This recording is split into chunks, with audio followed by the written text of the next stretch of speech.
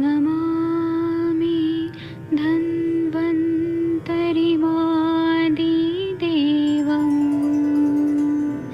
सुरासुरैर्वन्दितपादपद्मं लोके जरारुभयमृत्युनाशं दातारमीशं विविधौषधीनां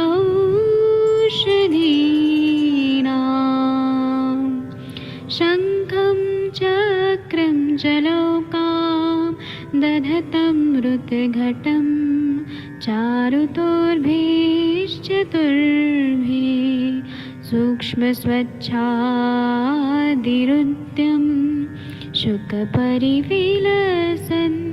मौलिमं भोजनेत्रम् कालाम्बोदोज्ज्वलाङ्गं कटितटविलसत् चारुपीताम्बराढ्यं वन्दे धन्वन्तरिन्तं निखिलगदमिव प्रौढदावाग्निनीलम्।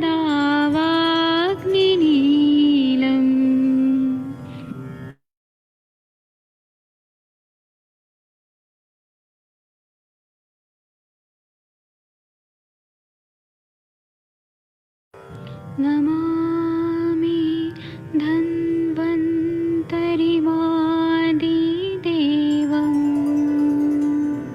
सुरासुरैर्वन्दितपादपद्मं लोके जरारुभयमृत्युनाशं दातारमीशं विविधौषधीनां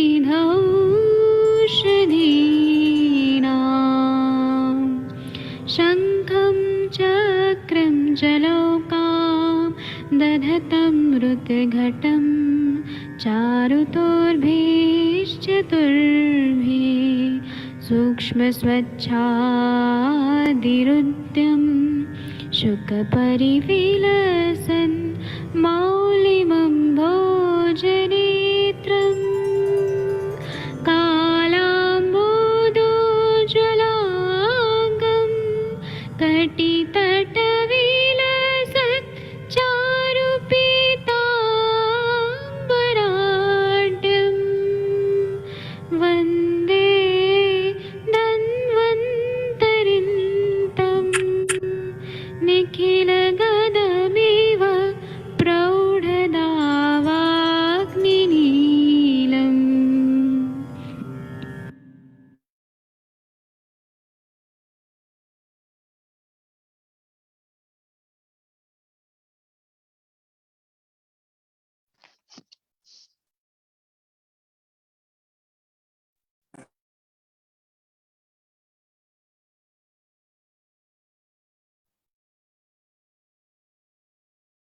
प्रणाम सभी लोगों को। मैं वैद्य अरविंद पाठक पुणे महाराष्ट्र से आप सभी लोगों का स्वागत करता हूं, सभी लोगों को प्रणाम करता हूं।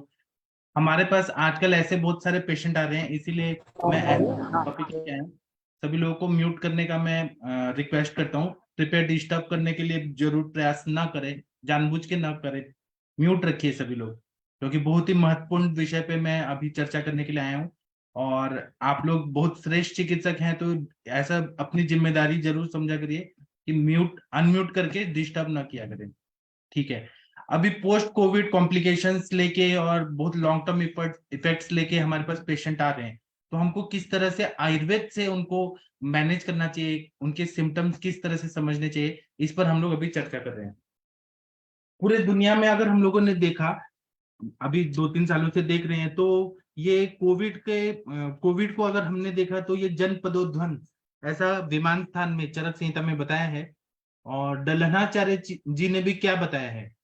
दलहनाचार्य जी ने बताया है कि तत्र मतलब ये उपसर्गज व्याधि, मतलब जो हवा से जंतु प्रवेश कर रहे हैं, तो उसके बारे में दलहनाचार्य जी ने बहुत अच्छा टीका में बताया कि तत्र नासा रंध्रानुगतेन वायु श्वासकाश प्रतिशाय इंद्रिय गतेन ज्वर मसूरी का दया।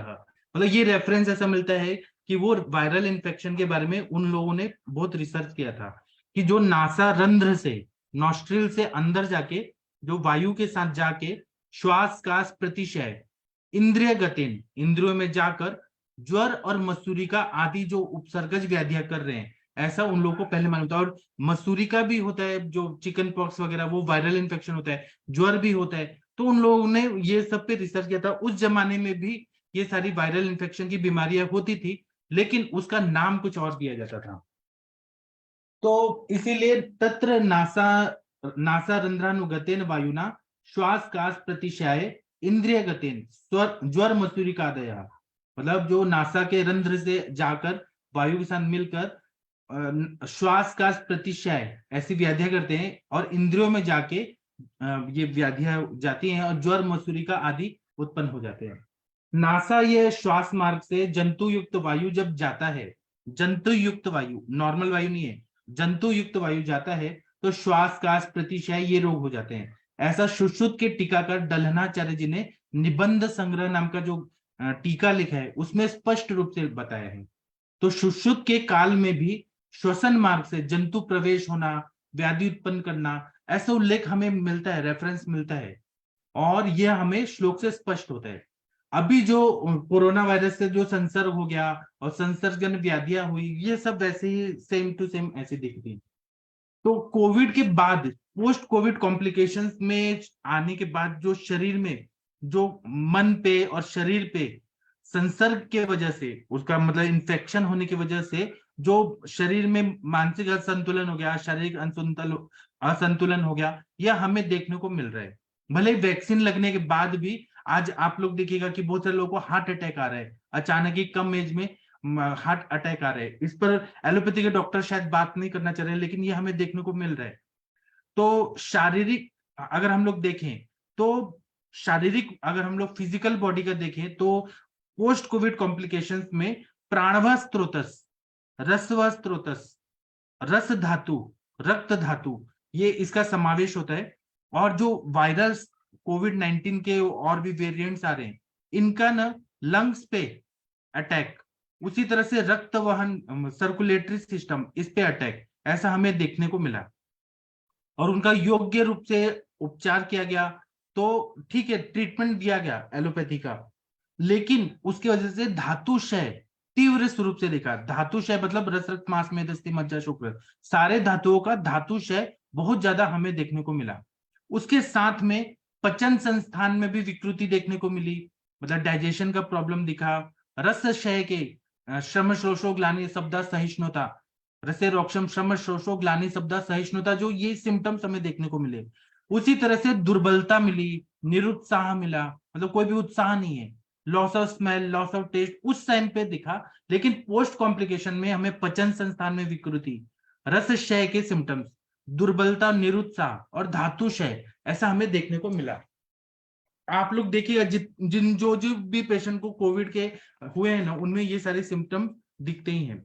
तो प्रतिकार क्षमता, अगर इम्यूनिटी कम होने की वजह से, या फिर थोड़ा सा हवा बदल गया, जैसे कि कोई कहीं ट्रेवल कर रहा है, कोई दूसरे सिटी में जा रहा है, तो उसका तुरंत ही शरीर में परिणाम हो जाता है। स्त्रियों में मेंसेस का जो रजब प्रवृत्ति के बाद, मेनोपॉज के बाद जो बहुत सारे कॉम्प्लिकेशंस, फिर हाथ पैरों में दर्द होना, अम्ल पित्त का तकलीफ होना, हेडेक होना, दाह होना। अब ये हो सकता है कि वो पोस्ट कोविड कॉम्प्लिकेशन भी हो सकते हैं, या उस टाइम पे जो मेडिसिन दिया गया, दूसरे भी बहुत सारे एंटीवायरल दवाइयां चली हैं, उसका भी कॉम्प्लिकेशन की वजह से ऐसे सिम्टम्स हमें दिख रहा है कि हाथ पैर में दर्द हो रहा है। फिर उसके बाद में मेनोपॉज के जो पोस्ट मेनोपॉजल सिम्टम्स होते हैं वो जल्दी आ रहे हैं।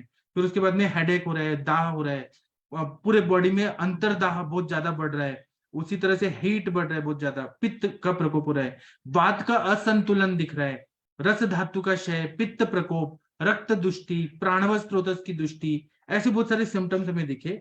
तो हमें चिकित्सा जब आयुर्वेद के हिसाब से करते हैं, तो आयुर्वेद में वात पित्त कफ 3 दोष हैं, धातु अग्नि है, स्त्रोतस है, 3 मल हैं, उनके स्त्रोतस हैं, उन सबको हमें देखना पड़ता है। और आयुर्वेद के हिसाब से व्यक्ति के अनुरूप बल कितना है, व्यक्ति के प्रकृति क्या है, व्यक्ति का व्याधि क्षमत्व कितना है, ये सबको हमें देखना पड़ता है और उसमें कितना असंतुलन हो गया है पहले कोविड होने के पहले, कोविड के दौरान और पोस्ट कोविड, उनको क्या ये इम्बैलेंस हुआ है, ये हमें उन पे रिसर्च करना पड़ता है हर पेशेंट को।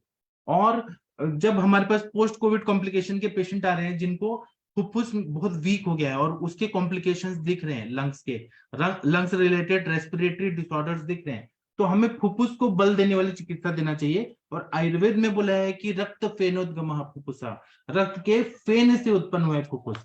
तो इसीलिए हमें चिकित्सा के साथ में योगासन कराना, प्राणायाम कराना, ये बहुत जरूरी होता है। और आयुर्वेद में जब भी पेशेंट हमारे पास आते हैं पोस्ट कोविड कॉम्प्लिकेशन लेके, जैसे ब्रोंकिएक्टेसिस हो गया, फाइब्रोसिस हो गया, तो हम लोग को क्या है, सीतोपलादी चूर्ण, पिपली चूर्ण, मधु के अनुपान के साथ देने से कंटिन्यू दे सकते हैं हम इसका प्रयोग करने। हाँ, पिपली का बहुत ज्यादा यूज नहीं करना चाहिए, क्योंकि चरक संहिता में बोला है विमान स्थान में कि पिपली, लवण और क्षार का अति मात्रा में कंटिन्यू यूज नहीं करना है। लेकिन वर्धमान पिपली का उन्होंने रसायन के रूप में प्रयोग किया है। हम लोग ब्रेक कर करके पिपली चूर्ण, सीतोपलादी चूर्ण का प्रयोग कर सकते हैं, जो कंडीशन जैसा हो रहा है उस हिसाब से युक्ति पूर्वक। मैं एक कॉमन गाइडलाइन दे रहा हूँ, हर पेशेंट अलग होता है, हर पेशेंट की परिस्थिति अलग होती है, हर पेशेंट का स्थान संशय अलग होता है, खावग्नता अलग होती है, लेकिन हमें इस तरह से सोचना चाहिए।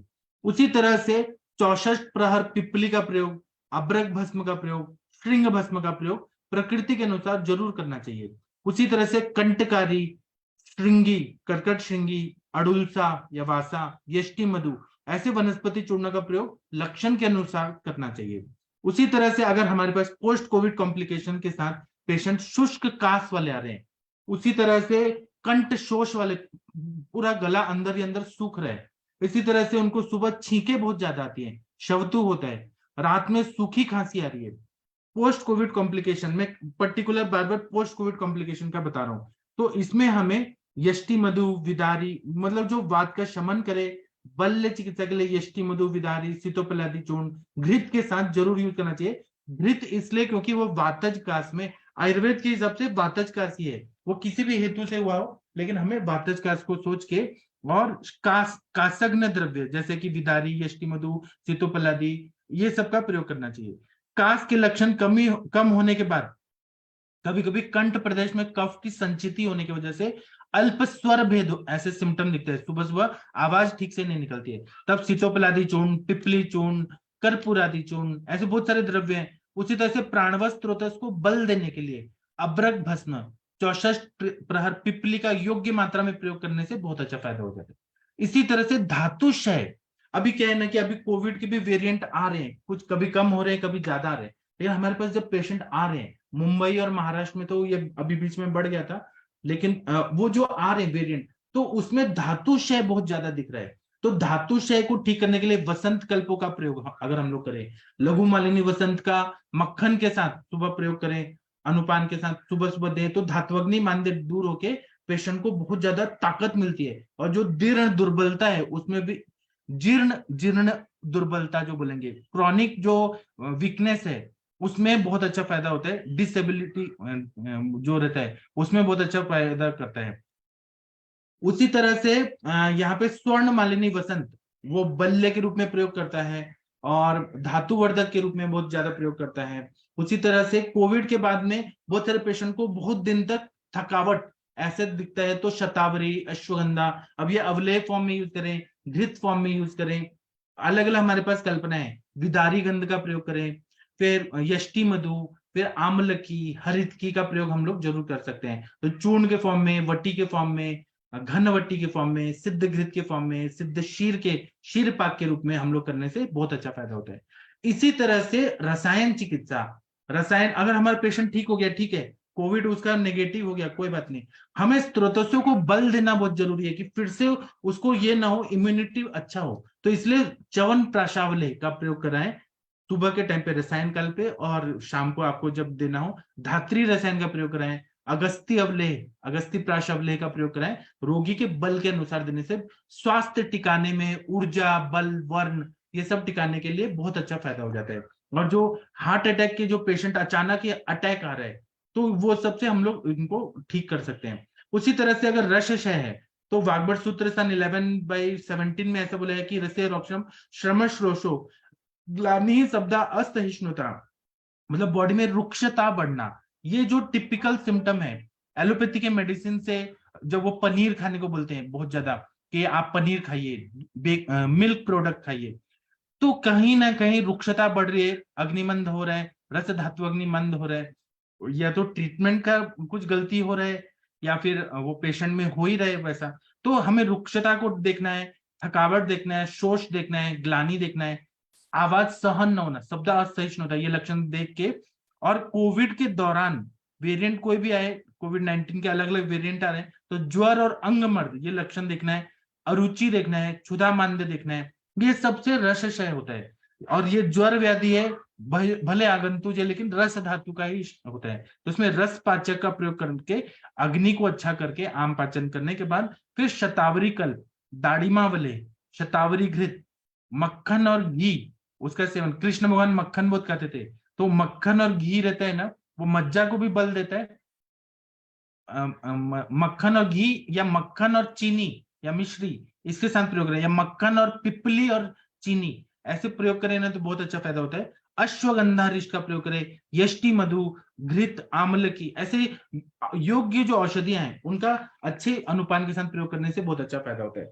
इसी तरह से बॉडी में हीट बढ़ रहा है, अब वो व्याधि की वजह से हो सकता है या मेडिसिन के एंटीबायोटिक के साइड इफेक्ट की वजह से, या कोई भी और भी जो एंटीपायरेटिक ड्रग्स हैं, non steroidal anti inflammatory drug जो भी हैं, उनके वजह से बॉडी में दाह, नेत्र दाह, उरो दाह, सर्वांग दाह।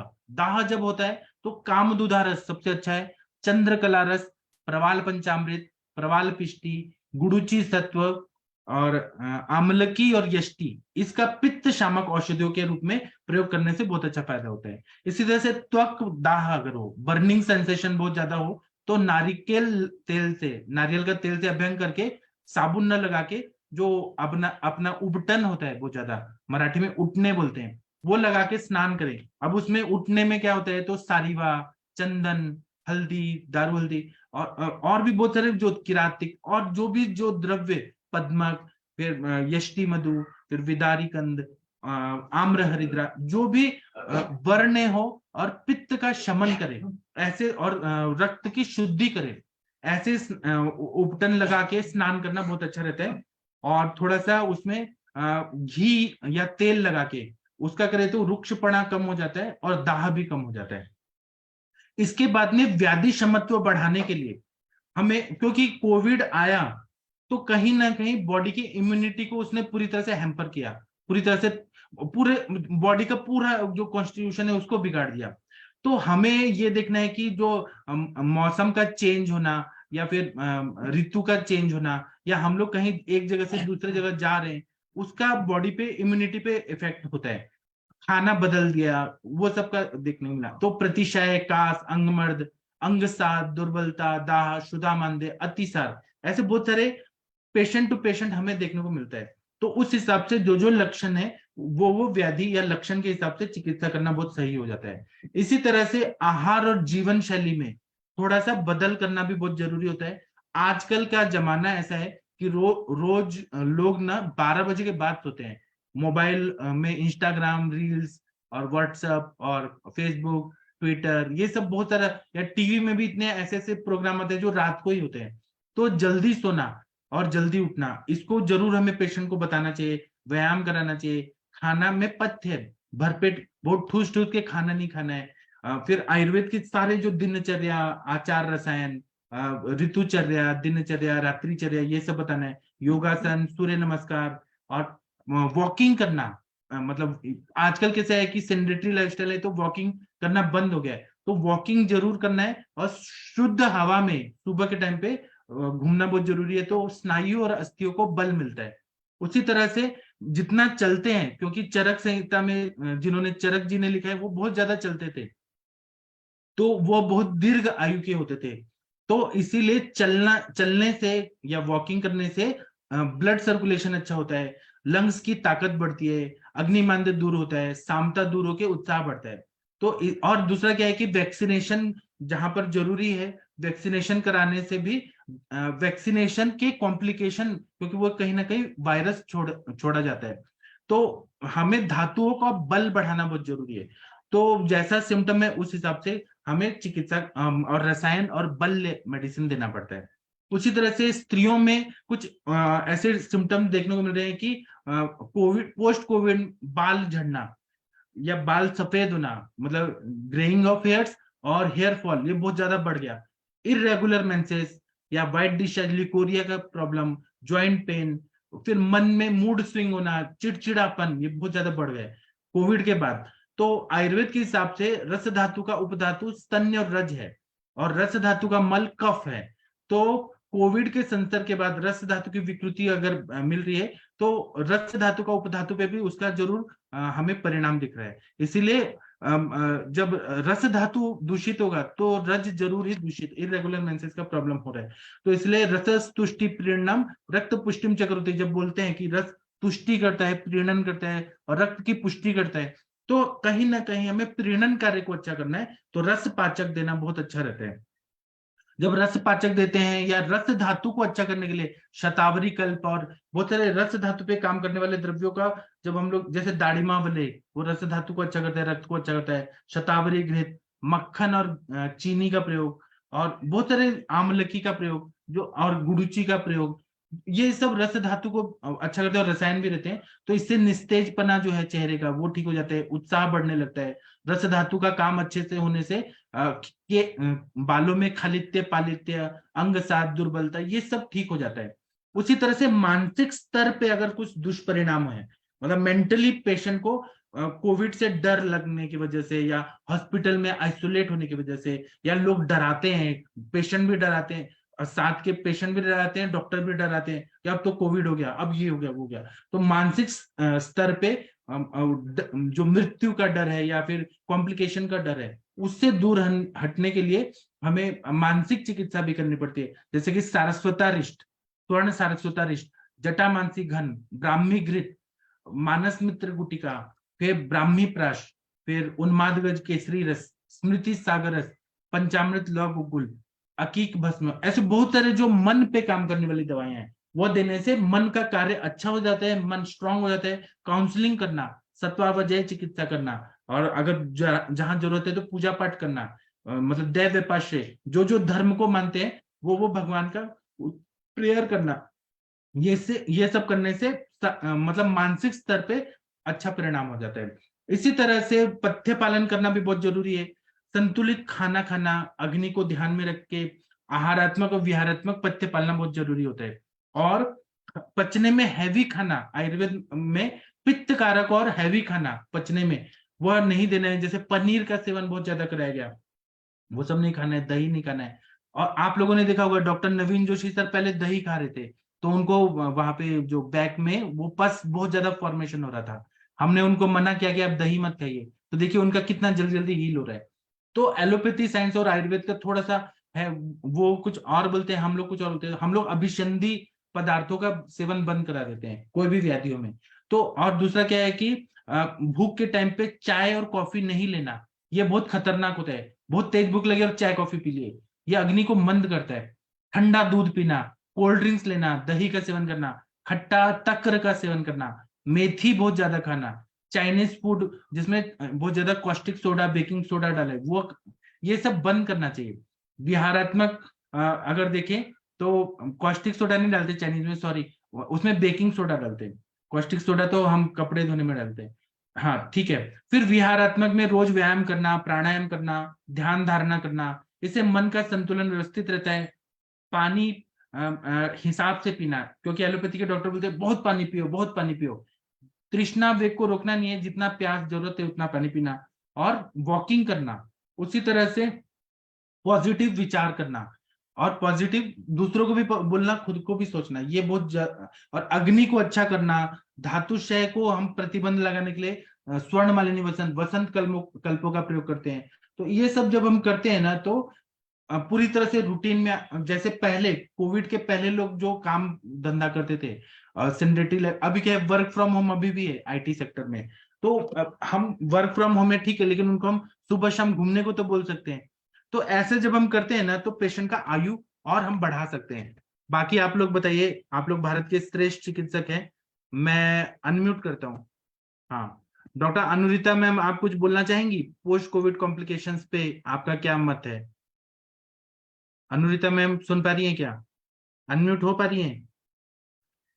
सर एक्चुअली ट्रैवलिंग में हूँ मैं, इस वजह से बोल नहीं पाऊंगी, लेकिन बहुत अच्छा टॉपिक था सर।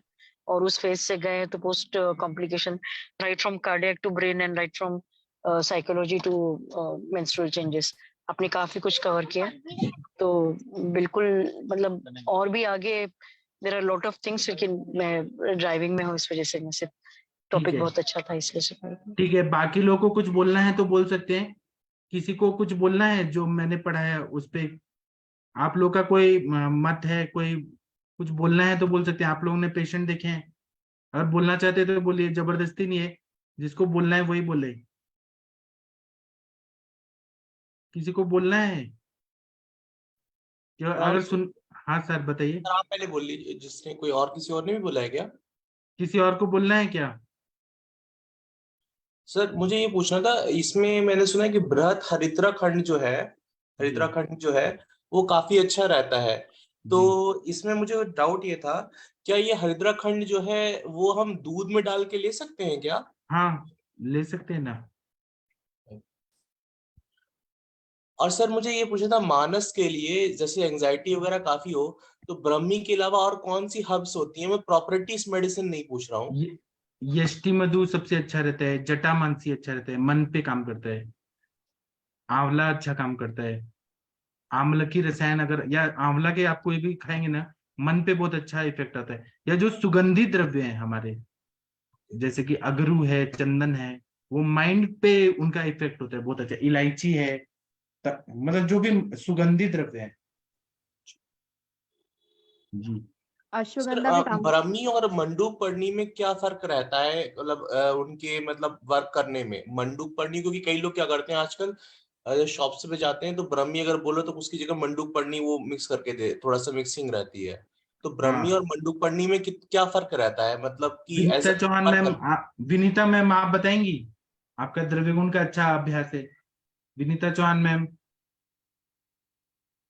मैम सुन रही हैं क्या विनीता मैम? ज्यादातर तो मेध्य ही कार्य रहता है, मन को शांत करता है, यही सब क्योंकि सर देखती इसमें हैं। ये मंडूक पढ़नी है सस्ती पड़ती है और ब्राह्मी महंगी होती है, तो इसलिए मिक्सिंग करते हैं। तो मैंने इसीलिए हाँ, पूछा कि क्या फर्क रहेगा इन दोनों में, मतलब किसी का अनुभव है तो कृपया शेयर करिए। मुझे तो दोनों से रिजल्ट आते हैं, तो ऐसे एनालिसिस नहीं किया, क्योंकि ये सब्जेक्टिव पैरामीटर है, क्वालिटेटिव पैरामीटर है ना, कि कितना किससे क्या फायदा होता है, उस पर रिसर्च करके देखना पड़ेगा। ठीक है सर आपको एंजाइटी पे सबसे अच्छा किसका इफेक्ट मिला है ब्राह्मी के अलावा? मेरे को, हम लोग ये मानस मित्र गुटिका देते हैं ना, उसका अच्छा रिजल्ट आता है। नहीं सर, प्रॉपर्टी में नहीं पूछ रहा हूँ, मतलब ऐसे हर्ब्स की बात कर रहा हूँ, हर्ब्स या कुछ और भस्म की बात। अश्वगंधा का बहुत अच्छा रिजल्ट आता है, उसका एंजाइटी पे बहुत अच्छा होता है। विदारी कंद, यष्टि मधु और हरितकी का सेवन करने से बहुत अच्छा फायदा होता है। Okay, thank you sir. जी। और कोई कुछ बोलना चाहते हैं तो बोलिए प्लीज। नहीं बोलना चाहते? ठीक है, मनीषा मैम आप गई नहीं अभी, ट्रेन कब है मैम आपका? Doctor Manisha ma'am. सर हाँ जी बोलिए। सर बोलिए बोलिए। सर ये कह रहे हैं कि हरित की तो सर मेद रसायनों में नहीं है। हरितकी का ऐसा है ना कि रसायन है, मेध्य रसायन में नहीं है। मैं ये नहीं बोल रहा हूँ, जब धातुओं का बल अच्छा होगा तो उसका इफेक्ट शरीर पे भी पड़ता है ना। शरीर हमारा अच्छा दिख रहा है तो मन पे भी उसका इफेक्ट होता है। मैं इनडायरेक्ट वे में बोल रहा हूँ। ठीक है मनीषा मैम, आप गई नहीं क्या? जी सर, ठीक है सर। मैं ट्रेन में हूँ सर, अभी ट्रेन में है? सुबह पहुंचूंगी। हाँ अच्छा सुबह अच्छा, पहुंचूंगी 5 हैप्पी बजे। जर्नी मैम, अच्छे से जाइएगा आप वृंदावन गुरुजी के पास। Thank you sir, thank you. जी काफी लोग जा भी गए यहाँ छत्तीसगढ़ से, जी बहुत से लोग हैं अभी ट्रेन में। जी। सर और हाँ कंचन मैम, आप सर पोस्ट कोविड, मैंने चैट बॉक्स में एक फोटो भेजी है सर। हम देखेंगे सर। प्रणाम सर। कंचन मैम, आप ये टॉपिक पे कुछ बताइए, आपका एक्सपीरियंस। सर मेरे पास बहुत पेशेंट्स आए हैं जो सर पोस्ट कोविड। क्या हरिशंकर जी, क्या क्या बोल रहे हैं? बोलने तो दीजिए ना कंचन मैम को, बोलिए कंचन मैम। जिनमें ना मैंने बहुत आवाज कर रही सर। सर आप आपको कौन तो बोल रहे हैं हरिशंकर जी? मैं आपको निकालू क्या ग्रुप से? अभी डिस्टर्ब नहीं करना है आपको, अभी कंचन मैम को बोलने दीजिए। हाँ कंचन सर मैम बोलिए। मैंने बहुत सारे पेशेंट देखे पोस्ट कोविड, हाँ जिनमें ना बहुत सारे पेशेंट में एक एलर्जिक राइनाइटिस, एक नॉर्मल तरीके से मैंने देखा कि एलर्जिक राइनाइटिस वाले और बार बार कोल्ड एंड कफ होने वाले पेशेंट, साइनोसाइटिस डेवलप किया बहुत सारे लोगों ने। और बहुत ज्यादा जो थोड़े से मिडिल एज थे कोई, और जैसे कि ओल्ड एज थे ना, तो उन्होंने तो सीधे सीधे लंग फाइब्रोसिस ही डेवलप किया है सर। और उनको पता नहीं चला है, वो आफ्टर कोविड भी वो 1 साल वो कफ से लेके कफ के लिए एलोपैथी मेडिसिन खाते रहे काफी दिन। और फिर जैसे उनका सीटी वगैरह कराया गया तो उसमें वो लंग फाइब्रोसिस डेवलप कर गए थे सर। तो ऐसे बहुत सारी केसेस थी। और मैंने वहां पे भी बहुत अच्छे रिजल्ट देखे आयुर्वेद से। भले ही हम उनको मतलब कि पूरी तरीके से नहीं ठीक कर पाए, पर हमने उनका जैसे इनहेलर्स वगैरह चल रहे थे तो वो काफी हद तक बंद करा दिए। जैसे यहाँ पे मैंने मेरे मेडिसिन में श्वासारी क्वाथ का यूज बहुत ज्यादा किया। श्वासारी मुलेठी क्वाथ, श्वासारी रस है, स्वर्ण वसंत मालती, प्रवाल पिष्टी, गिलोय सात वगैरह ये बहुत ज्यादा यूज किया है सर उन दिनों में। लक्ष्मी विलास का भी बहुत अच्छा रोल मिला है यहाँ पे। बहुत सारे पेशेंट में त्रिभुवन कीर्ति वगैरह भी दिया है, संजीवनी वटी दिया है। और जो हम अभ्यंग कराते हैं ना छाती पे, तो वो भी कराया सर, तो उससे भी बहुत बहुत बढ़िया रिजल्ट मिल जाता है। कि बहुत पेशेंट में तो ऐसे लंग फाइब्रोसिस नहीं था, फिर भी उनमें श्वास की जो सिम्टम्स थे, तो उसमें काफी रिजल्ट अच्छा आया स्नेहन स्वेदन से। छाती पे स्नेहन स्वेदन, पेट पे स्नेहन स्वेदन करने के बाद। और बहुत उनको प्राणायाम के लिए बहुत अच्छे अच्छे से मोटिवेट किया मैंने, क्योंकि प्राणायाम से भी बहुत अच्छा रिजल्ट आता है। हम ये दवाइयों के साथ साथ उन्हें जरूर मोटिवेट करें कि प्राणायाम करे करके, तो रेगुलर अगर करते हैं तो उसमें बहुत अच्छा रिजल्ट आता है सर। और सबसे पहले तो हमारा दिनचर्या हो गया, आहार हो गया, ये सब सलाह दिया कि एटलीस्ट हम क्वालिटी ऑफ लाइफ जी सके आगे के लिए। तो बहुत सारे पेशेंट अभी भी जूझ रहे हैं सर। ये एक आध दूसरा पेशेंट तो मिलता ही है बोलने वाला कि कोविड के बाद मुझे ये डेवलप कर गया। मैंने एक पेशेंट में कोविड के बाद जो से ल्यूकोडर्मा भी मैंने डेवलप होते हुए देखा है। उसके माथे पे पूरा व्हाइट, जो फोरहेड है पूरा व्हाइट हो गया था उसका, मतलब वहां पे पूरा पैच आ गया था। उसको पहले हिस्ट्री लिया तो कुछ नहीं था, तो वो उस मतलब लड़की थी 23-24 एज की। तो उन्होंने स्टीरॉइड चलाए उसके, क्योंकि ब्लड आ रहा था मुंह से कुछ, तो भी इसलिए स्टीरॉइड वगैरह बहुत सारी मेडिसिन खिलाई गई। और बहुत ज्यादा बहुत सारे लोगों ने जो एक वैक्सीनेशन लिया उसकी भी कॉम्प्लिकेशंस देखे सर। इवन मैंने खुद जैसे थर्ड जो बूस्टर आया था, तो मैंने साफ इनकार कर दिया था कि मैं लेना ही नहीं चाहती हूँ, क्योंकि फर्स्ट इसमें तो इतना फीवर था और सेकंड में तो मतलब मैं 8 दिन मेरे पैर इतने दुख रहे थे कि मुझे समझ में ही नहीं आ रहा था ये क्यों हो रहा है। पर यहाँ पे एज अ मेडिको और हम जेजे में रह रहे हैं, तो हमें कंपलसरी कराया गया था कि आपको लेना ही है करके, तो वो लेना ही पड़ा था। पर जो बूस्टर डोज तो मैंने बिल्कुल साफ इनकार कर दिया, अभी मेरे से टॉलरेट ही नहीं होगा, इसमें और कुछ तकलीफ हो जाएगी। तो ये बहुत झेला है सर अभी तक। मतलब वो उसकी ऐसा नहीं है कि मतलब 3-4 साल गुजर गया है, फिर भी हम देख ही रहे हैं कि कोविड होने के बाद कुछ ना कुछ बोलते ही है कि नहीं ये कोविड के बाद हुआ है, कोविड के बाद हुआ है। ऐसे बोलने वाले बहुत सारे लोग अभी भी मिलते हैं सर। जी सर। जी प्रणाम मैम। मैम आपने अभ्यंग जो छाती पे कौन से ऑयल से कराया, छाती और पीठ पे? मोस्टली तिल ऑयल से कराया सर। और जब ठंड के दिन थे, विंटर सीजन था, तो सरसों ऑयल भी वहां पे यूज किया है मैंने। और प्रकृति देख के हम उसको यूज करें कि प्रकृति पेशेंट की, क्योंकि बहुत बार सरसों ऑयल पित्त प्रकृति वाले को सूट नहीं करता है, तो वहां पे हम तिल ऑयल से भी काम चला सकते हैं। Thank you ma'am. Sir particularly oil में महानारायण तेल ऐसी कंडीशन में, क्योंकि बहुत सीरियस केसेस तब हैंडल किए थे, तो आभ्यंतर पान के लिए भी महानारायण तेल में अगर आप अभ्यंग करना है तो थोड़ा सा क्षार मिला के या सेंधव मिला के ये करते, तो उसके साथ में नाड़ी स्वेदन अगर करते तो बहुत अच्छा रिलीफ भी मिलता है। और दूसरी चीज ये कि आपने जो कॉम्बिनेशन बताया ना, उसमें पर्टिकुलरली शुंग अगर ऐड करें, जो भी आप श्वास कुठार दे रहे हैं या फिर ज्येष्ठ दे रहे हैं, यष्टि मधु के साथ में आपका सीतोपला भी दे रहे हैं, त्रिकटु दे रहे हैं, तो प्रकृति के हिसाब से जैसे मैडम ने बताया वैसे आप उसके साथ में अगर शुंग और ताम्र भस्म देते हैं तो आपको एल्यूलर फंक्शंस में बहुत जल्दी ये दिखता है। मतलब हम HRCD स्कोर और इस पे जब काम करते थे तो हीलिंग जिसे बोलते कि अभी there is only 1/4 lungs remaining, वहाँ पे शतपुटी अभ्रक और शुंग भस्म और उसके साथ में बाकी के जो ये हमारे द्रव्य है उसके रिजल्ट बहुत फाइन और बहुत अच्छे दिखे, फास्ट रिजल्ट दिखे। उसके साथ में मैं इनहेलेशन में भी गंधपुरा तेल, नीलगिरी तेल और कर्पूर, ये तीनों चीजों का कॉम्बिनेशन इनहेलेशन के बहुत हाई ग्रेड, मतलब continuous every 3 hourly, every 1 hourly, every half hourly Covid के दौरान। तो अभी भी हम वैसे अगर रात में भी देते हैं कर्पूर तेल, गंधपुरा तेल, नीलगिरी तेल। ठीक है, अभी हम सेशन बंद करते हैं, फिर 8:15 पे मिलते हैं, फिर और बाद में बात करेंगे। थैंक यू, प्रणाम सभी लोगों को, फिर मिलते हैं।